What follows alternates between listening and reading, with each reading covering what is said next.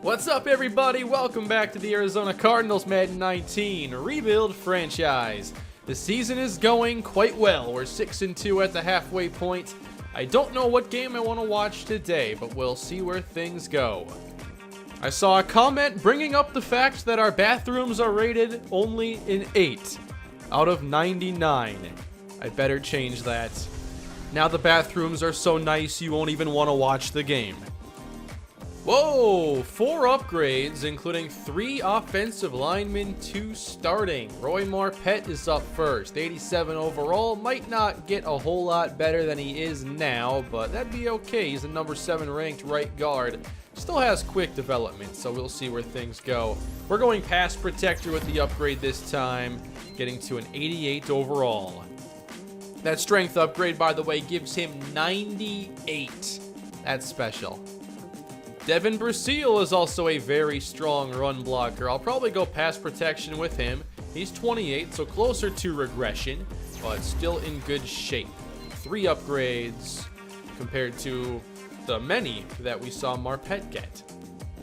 Backup center Stephen Harding, I believe, is a free agent after this season, and I'm probably going to go pass protector with him as well. Not sure if I'll keep him around. We obviously have some challenges upcoming, and I do want to get to some of the contract negotiations. Roderick Spurlock, solid player all around. Probably keep him for a long time. Let's go utility. Don't go with any scheme fit upgrades yet, and I'm a fan of what we got here. I'm pretty torn on Corey Holiday if I want to keep him. He does have the star development now, which is awesome. But he is 27, and the coverage and tackle are just alright. I'd say he's an average to above average safety who can probably maintain some of these skills for a while thanks to that star development. So, do I want to try starting over at safety with somebody young? I'll probably have to consider it. I did address safety in the draft. The most viable replacement would have to be Craig Starks, who is halfway to becoming a 77 overall, and he's only a rookie with comparable speed, zone coverage, and tackling. He just has lower awareness, and he's obviously just the rookie, so he's never had any development. There's our 4th consecutive win. It took overtime, but we get it done. J.W. Unger with 3 touchdowns, no interceptions. Sam Darnold, is he the backup? Yeah, Brian Thompson has to be the starter here. Darnold, the backup, threw a touchdown. Thompson, a touchdown plus a pick, sacked 4 times. And then Lemon, 20 for 100. No scores as Riddle found the end zone. And then Joseph found the end zone for us, along with Ollie Kitchens and Lucas McAllister. A sack for Deontay Wallace, set to be a free agent after this season. 2 sacks for Joey Bosa, and then Iwa Bima and Robert Dunlap of the Jaguars. And the pick went to Watts Mathis, who could also be a free agent after this season. We could really lose a lot of impact players. Marquise Walters is up first for the upgrade. He's a 76 overall now. The route running is looking pretty good for deep and middle. We will go possession then to work on his hands. We get 6 upgrades. Medium route running is getting really good, but did not get the basic catching I was looking for. And we'll go pass protector for Connor Cruel. The overall does not rise. And here are the upgrades, a little pass block action there. Yeah, I want to take a look at those free agents again. It's not necessarily like the most key players, but we have like Joseph, our number 3 receiver. We have Watts Mathis, a number 2 corner. Corey Holiday, starting strong safety. Like, we could see us have to replace a lot of guys who are maybe just outside of our top 10 to 15 most important players. Dre Riddle's probably going to be replaced. I can't see me paying this much for a backup running back when Lemon's so good and commands so many touches. I don't know. I'm excited for the challenges this year. It looks like fun. And that's fun just as long as Aaron Howell is still an Arizona Cardinal. I don't want to worry about replacing one of the best in the game. So the signing bonus gets raised, and he's going to test free agency. Can I even try again? I'm just not interested in signing with you? Are you kidding me? After all we've been through? Receivers like Joseph, I'm pretty confident I can replace. Those big slot possession receivers are really common in Madden 19. So I have no worries about that. Brian Gutierrez, elite short route runner. I like this. There we go, 6'5", 216. Caught my attention because it didn't say red zone threat. So a 21-year-old possession receiver with really good hands. I like some of these mid-round wideouts. What would be nice is if in the salary screen it told you what next year's cap situation looks like. If they could just tell me how much under the 2030 cap I was. I'm only 16.6 under now, and I could go and add up a lot of these just to figure it out myself, which might not be the worst idea. But when you look at some of these numbers, we have some pretty key players whose numbers are only going up. Joey Bosa is going to be another 4.5. Unger, Onobun, all these guys are going to be more expensive next year. So we could be seeing a lot of change on this team, and our team could look very different a year from now. We increase our lead further in the NFC South with a win over Los Angeles. The Rams come up short. Unger, 3 touchdowns, 1 pick, sacked 3 times today. Lemon could not get much going on the ground. Jamarcus Mann scored after I passed on him in the draft. 3 scores for Ollie Kitchens. How about that? Not a ton here on defense. A half sack for Iwabima and Salisbury. Yeah, I'm not able to negotiate any further with Aaron Howell.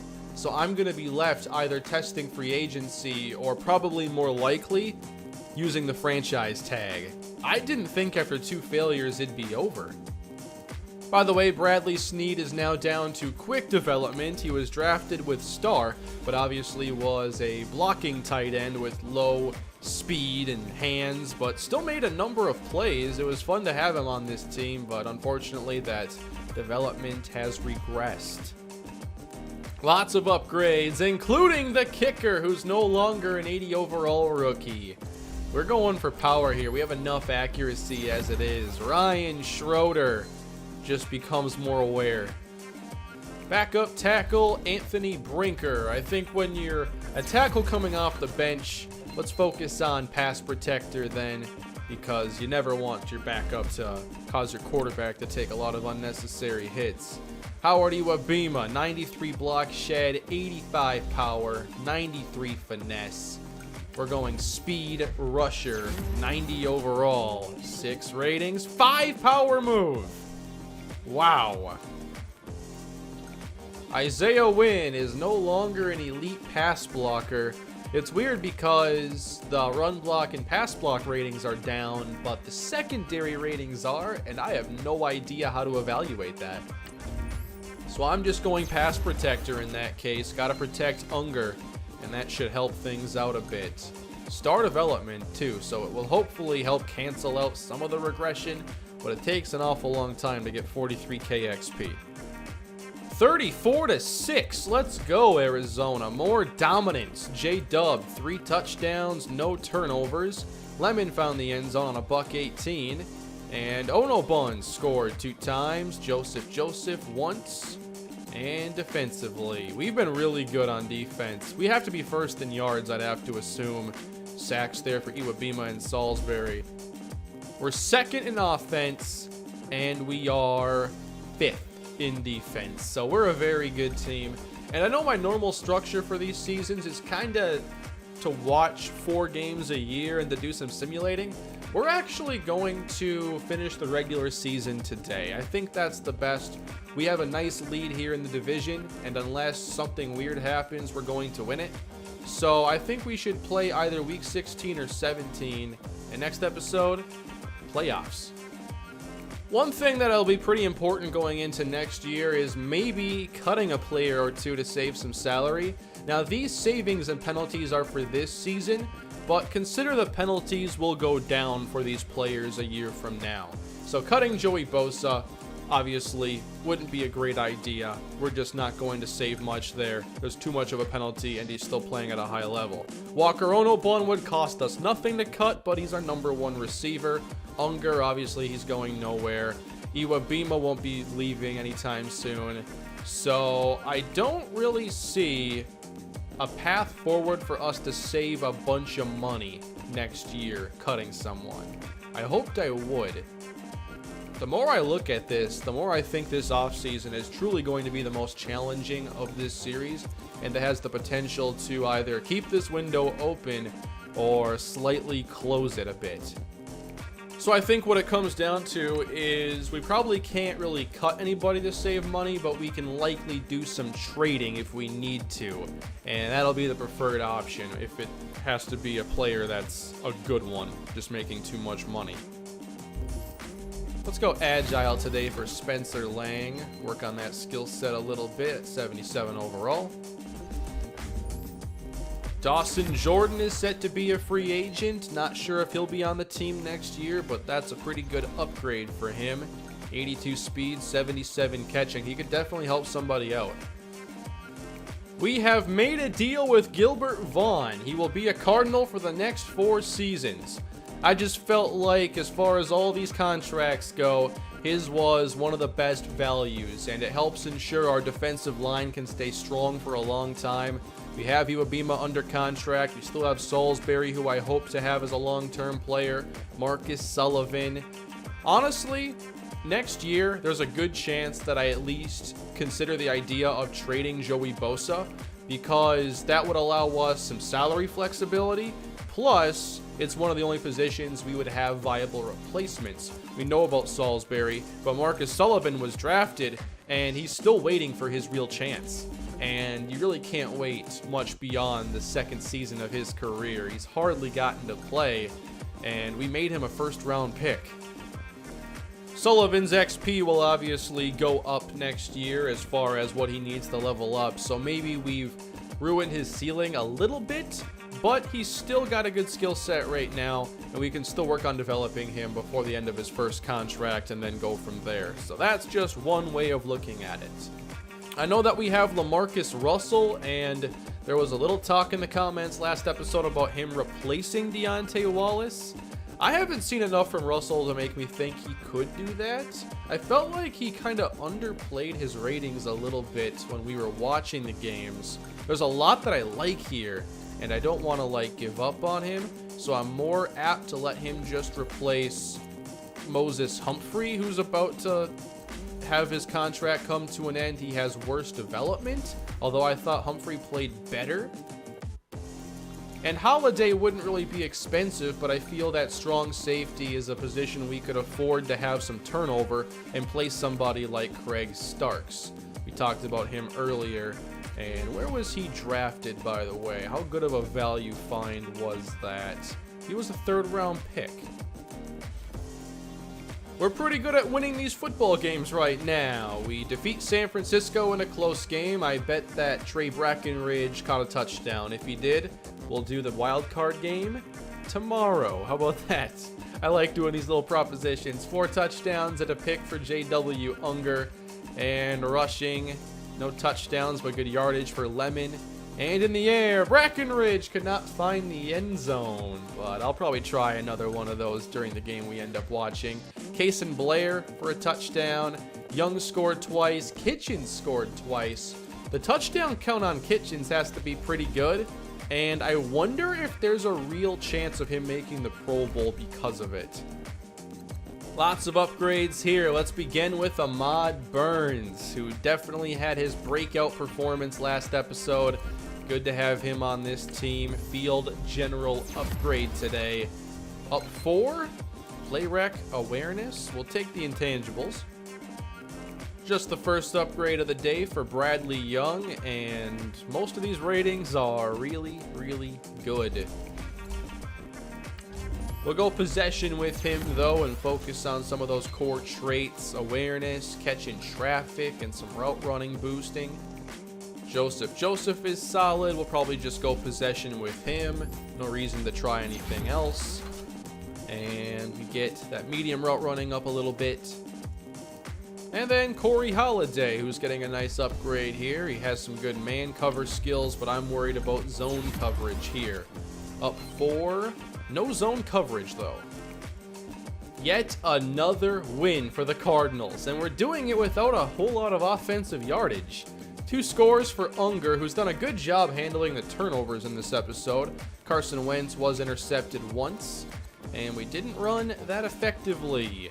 2 scores for Jamie Coburn, who is their best receiver. Kitchens in the end zone again. That's like 6 touchdowns just in this episode of simulating.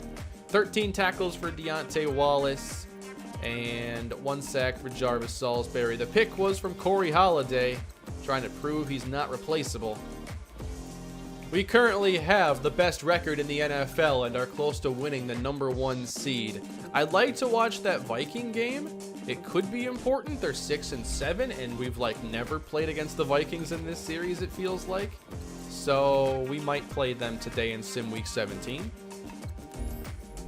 We get to upgrade Dre Riddle perhaps for the last time. And here are the ratings for a running back who will likely join another team next season. Aaron Powell has not re-signed with the Arizona Cardinals, but he's about to get an additional upgrade.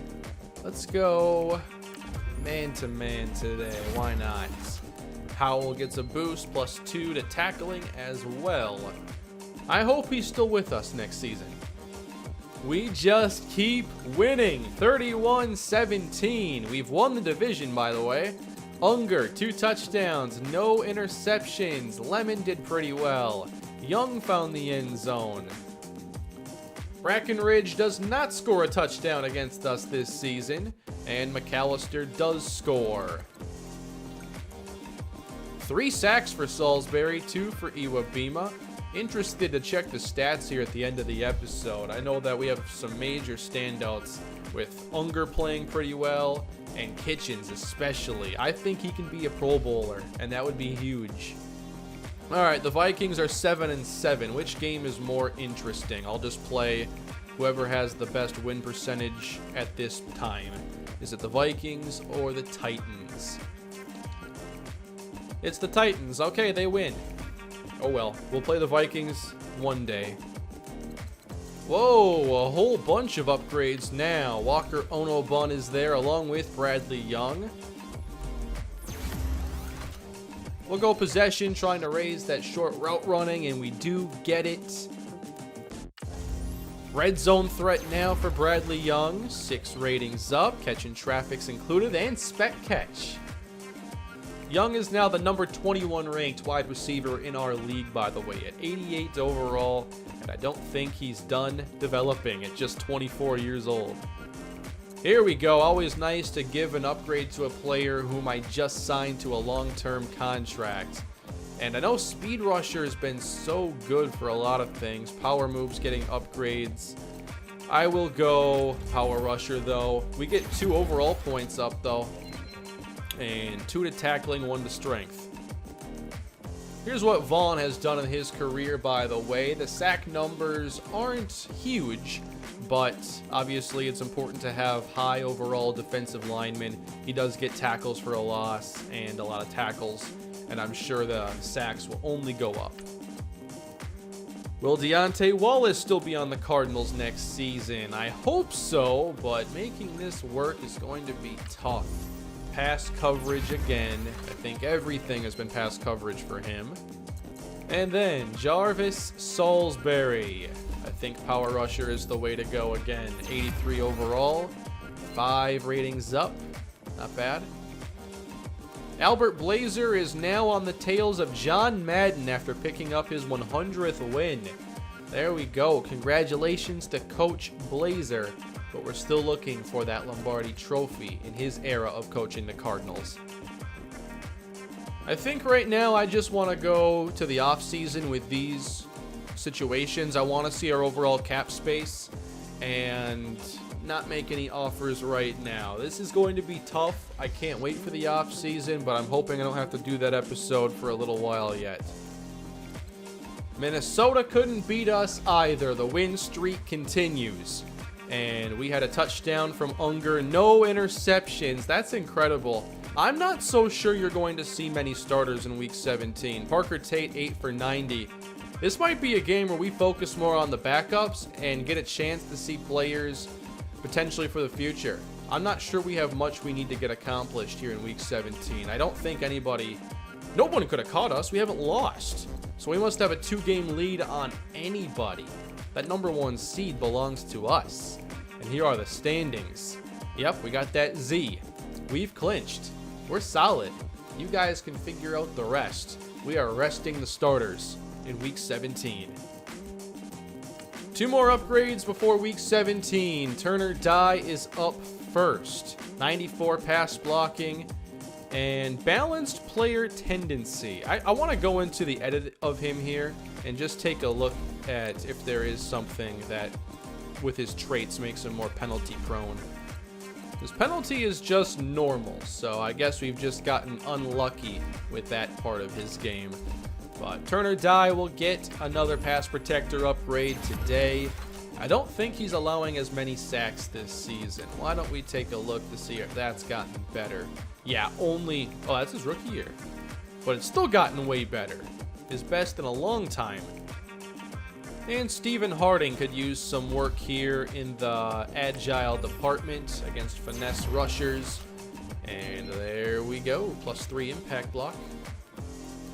So the Titans are a team we don't see very often. Eric Bowen and Jaron Hadley are 2 really good corners, and they're their 2 best players. And then a couple defensive tackles, Tyrone Todd, Graham Saturday, Orestes Little at linebacker.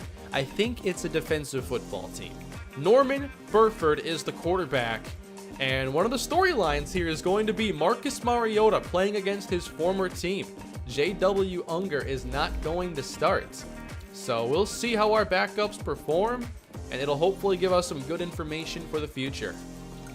By the way, the Raiders are saying goodbye to their stadium. I have no idea what that means for next year, if they're just rebuilding a brand new one, because I don't have relocation turned on, but I think at some point in the series it'd be really fun to just turn it on and see where teams go.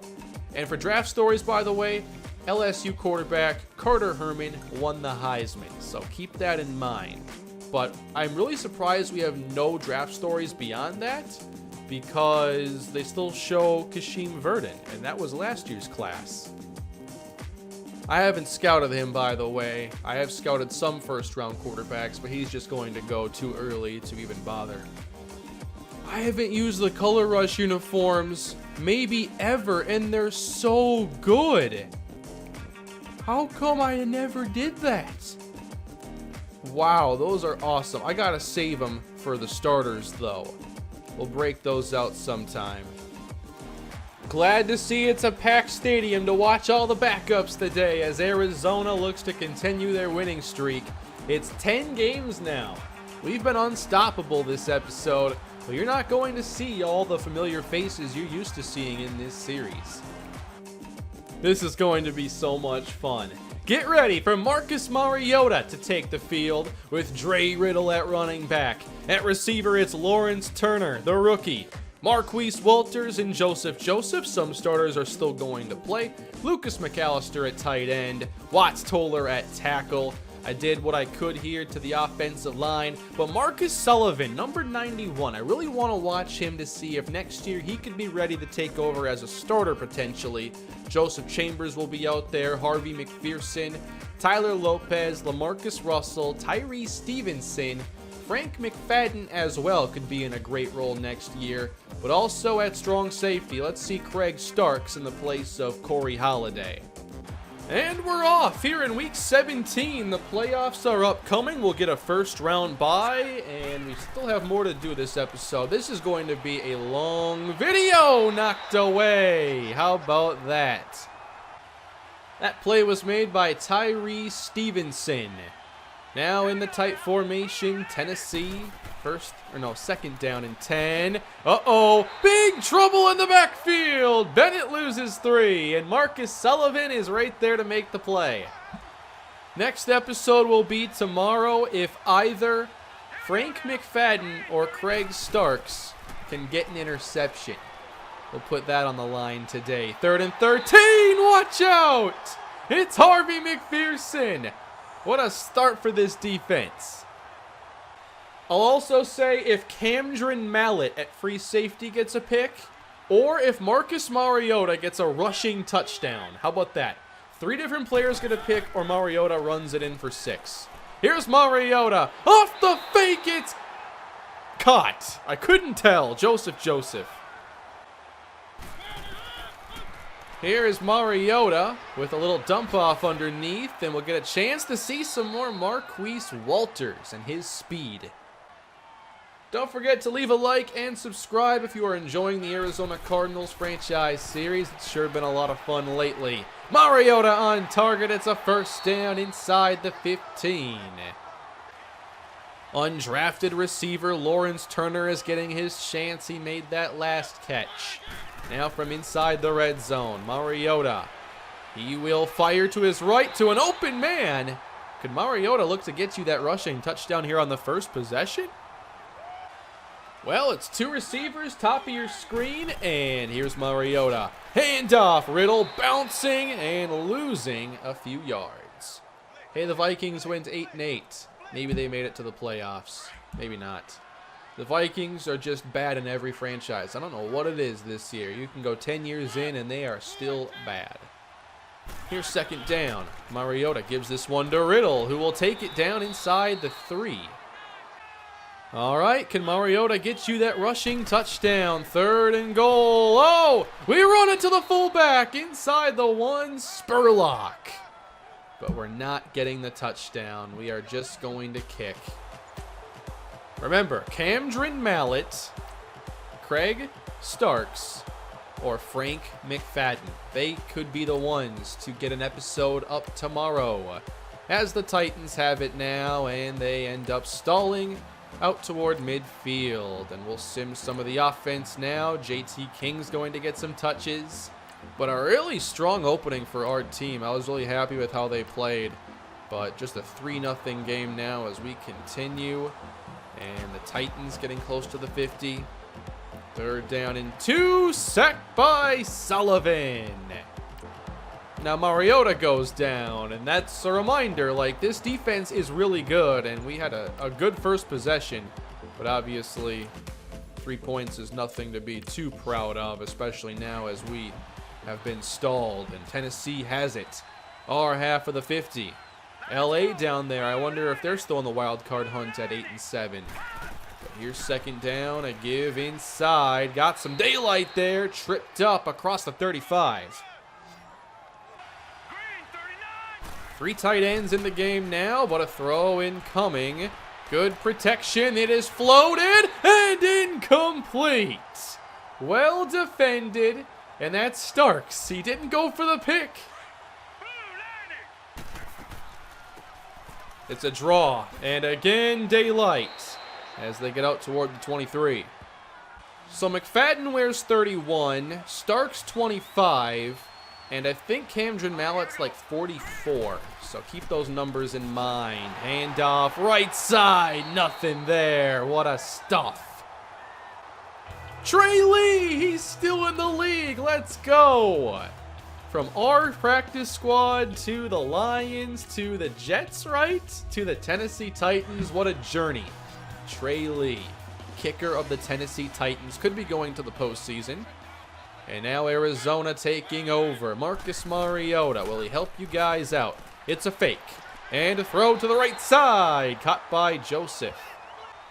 Maybe you guys can suggest, like, next episode tomorrow if X. But don't upvote the person who says if Lemon gets 3 yards. Whoa, there goes Walters. You can suggest some, though. And we can have some fun with this format. I think it's a good time. I like fantasy sports so much. It's always fun when there's a little extra at stake. I'm cheering for it all to happen, by the way. Under 6 to play. It's a fake again. Mariota. He won't get that downfield, but he avoids the Oh, no. I might have to do an audible here on the injury if Mariota can't come back. Not really fair if he can't play. So we only had 2 quarterbacks on the team. So J.W. Unger is out there with backup offensive linemen.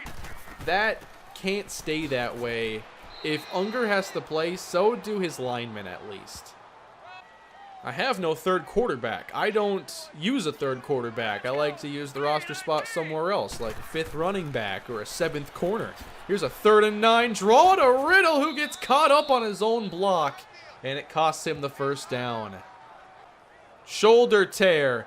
So not only is Mariota done today, he's likely done for the season, and we're going to need to sign another backup for the playoffs. Ryan Schroeder makes the field goal, so we do take the lead, and the starting offensive linemen are now back in. 6-3, sacked by Humphrey. They get 14 back, and then Macklin for the first down. Loss of 3, loss of 2, and complete, but not for enough. It's blocked! We blocked a 60! All right.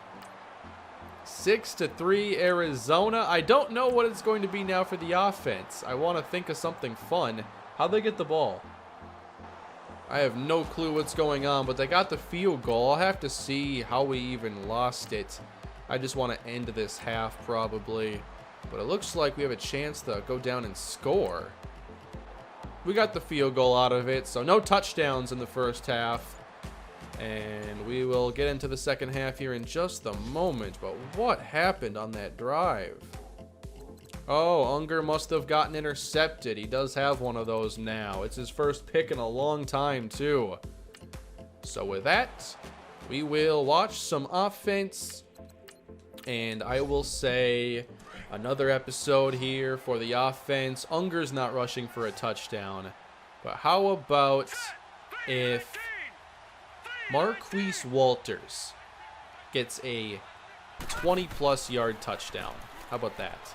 It's a fake for Unger. He's going to drift back and fire left. It is caught for a short gain by the rookie Lawrence Turner.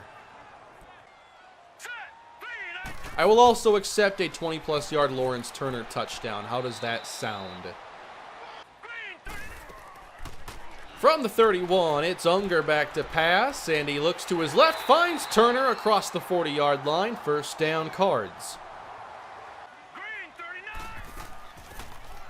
Here's a give up the middle. How are we running this good today? It is Dre Riddle finding space.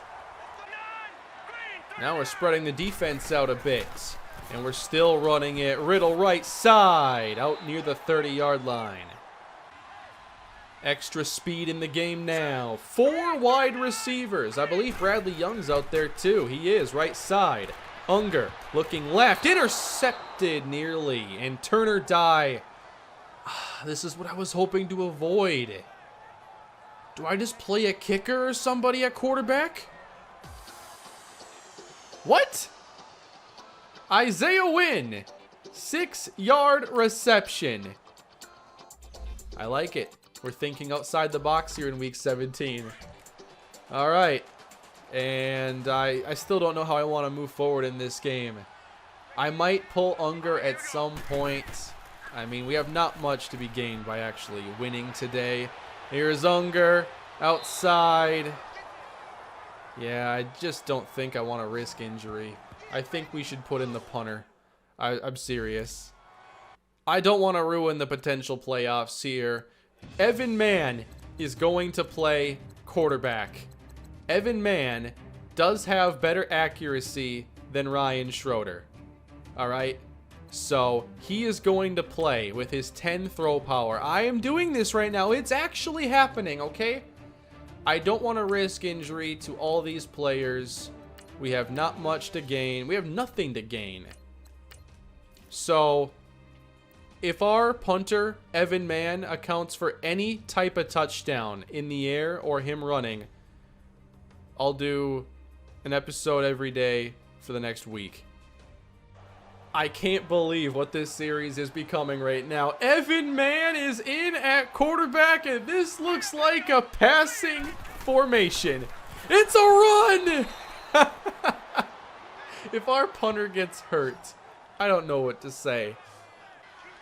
I can't believe we called like quarterback power. I didn't even realize that was in the playbook. 3rd and 11, Evan Mann. Got time! Up top! Overthrow him! Are you kidding me?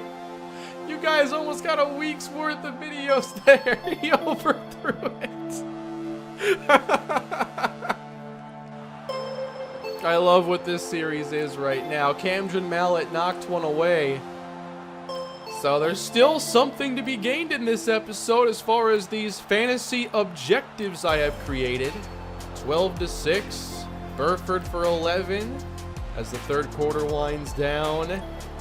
And 3rd and 6. A penalty. And they got it somehow. Okay, then. Inside the 10. Mallet knocked another one away. Sacked by Vaughn. And they've got a kick again. Evan Mann is back out there at quarterback now as we go to the full house pistol. We're using formations that we're calling stuff we never use. And here goes Riddle, who gets stood up. But all of a sudden we're calling stuff we never see us call with Unger. That's really odd. Here's a give to Riddle. Oh no, this is King right side. Give him the first down. Will Evan Mann complete his first pass today? Intercepted! That was awful! Then the Titans take over. Adoree Jackson intercepts the punter. I mean, I know he's a good punt returner, but this is completely redefining that term. But hey, did I succeed or what in making Week 17 fun? Here's a screen, and here's the tackle from the Marcus Russell. The Titans are here at the 36, facing 3rd down, 9 yards to go. And here is Burford. Time to throw, checks it down, and a good stop. Evan Mann will try this again, trying to get his first career completion in the NFL, I think. 1st and 10 screen. That's not even fair. It's to Dre Riddle, and that is a 6-yard pickup. I want to see him throw it deep again. Why are we calling the quarterback power play? On 3rd and 7, Mann gets it away out of bounds at the Titan bench. We still lead, though, somehow. I can't believe we're still winning given what we're actually doing right now on offense. But the defense is just playing too well. But they give up a conversion. And now close to field goal range. Not good. All right, let's watch. And... oh, does Norman Burford's brother play for this team? Taylor Burford? The Titans have it inside the 10, trying to take the lead. And here in the tight formation, it's Burford out of the shotgun. 4:40 left. He'll throw it short because that's all he does. Up to the 4, fighting in, touchdown! It's his brother, Taylor Burford. The brotherly connection gives the Titans a 4th quarter lead in Week 17. So now, the comeback effort will be led by Evan Mann. From the 25, we begin. Titans in press coverage. And Mann to throw, spins to his left. Gonna run with it! And maybe get back to the original line of scrimmage. A run is a good idea. There goes Riddle. You might need to get us all these yards, Dre. There's 12 of them. I don't see a running back on the field. Be prepared. 1st and 10. Mann. Pressured. Escaping. Running with it. Mann. No, you gotta slide. We kept the football. This is the most ridiculous thing I've ever seen. Delay and a give. Riddle lost it. Come on! Titans take over. Another fumble. This time we can't keep it. No! Knocked away though by Humphrey. Taylor Burford again. Oh, a penalty. We only trail by 4 as the Titans will run on 2nd and long, getting into field goal range. Not good defense whatsoever there. And this to essentially keep the game going. Titans, 3 tight ends. Overton the motion man. And it's Parsons, weak side, and taken down. Russell is there, and they'll have to kick again. Well, it all comes down to this. Evan Mann, biggest moment of his career, trying to lead the Cardinals on a 2-minute drill to preserve the double-digit win streak. And Mann's picked off! Gave it his best shot. Titans Football, Adoree Jackson, 3 picks. Unfortunately, that's how this one ends. The Cardinals lose in Week 17. I can't believe how close Man was to that first touchdown pass, though. He didn't come close on any other plays. And we managed to avoid serious injury to our starters, I think. We'll have to see. Mariota is going to be out for the season. Turner Dye, we'll have to wait and see. But wow, we just had to get through that game. Mariota was playing pretty well too. I really wanted to watch him play against the Titans. But on the ground, Dre Riddle looked pretty good out there. We had a lot of pass breakups for Craig Starks, so that was a pretty good sign. McFadden had 8 tackles. Marcus Sullivan had 1.5 sacks.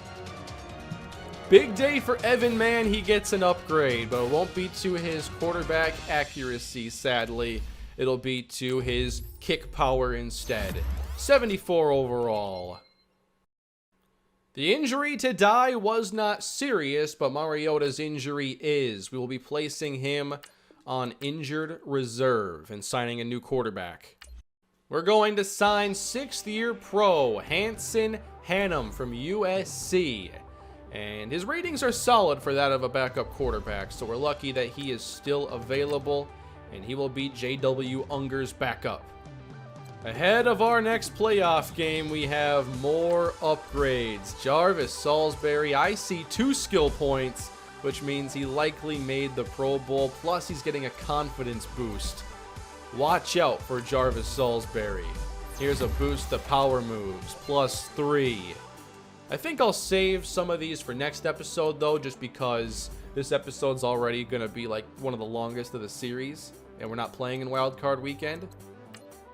Ahmad Burns did not win Defensive Rookie of the Year. We must have won something here because it had it in my things to do. Salisbury was named Best Defensive Lineman. Alright, pretty cool there. I thought maybe we had won Rookie of the Year. Whoa, we're going to play the Vikings next episode. 8-8. They must have just barely made it into the postseason. Cardinals and Vikings after all. Okay, how'd that happen? The Vikings won their division and beat the Cowboys. Wonderful. 8-8 is good enough. And we're going to see Paul Durr next episode. And we're going to see Desrick Miles, Glenn Sash, Poppy Tutt, Parker Tate, welcome back. We had Pittsburgh over Denver, Philadelphia beat Carolina, and Buffalo advances as well. So here's the divisional round. Where are the Jets? They're supposed to be pretty good, but apparently not this year. We'll get more into that matchup next episode. I just want to show off the stats here to end today. What an episode it was. J.W. Unger ended the season with 33 touchdowns and 10 interceptions, turned things around again in the second half. So here are his numbers over the course of his career. Pretty consistent. I will take this. 5 years of solid play. Jason Lemon was over 1,200 yards again this season. Riddle was pretty good too with the touches he was able to get. Kitchens had a rushing touchdown. I'm not sure how. Receiving, no 1,000-yard wideouts. Ollie Kitchens did have 8 touchdowns. Ono Bun had 8. Still pretty good numbers. We just spread the ball around so much. Joseph contributed nicely. Isaiah Wynn is a little bit past his prime now, so he allows 9 sacks, but he's still pretty solid. And then on defense, the leader in sacks is Jarvis Salisbury with 13. Iwabima had 10. Bosa still had a very respectable 9.5. And Marcus Sullivan had 3. For interceptions, Holiday and Cosby each had 2. And for forced fumbles, only 1 all season. How? Schroeder missed 5 field goals, so that's not great, but what distance were they? They were all over 50, so not a big deal. Well, everybody, I think that's going to end what was a jam-packed, action-filled episode. Hope you had a good time today. Please leave a like if you did, subscribe to the channel, and leave your feedback down below in the comment section, and I can't wait to see you all again with another episode. Have a great day, everybody.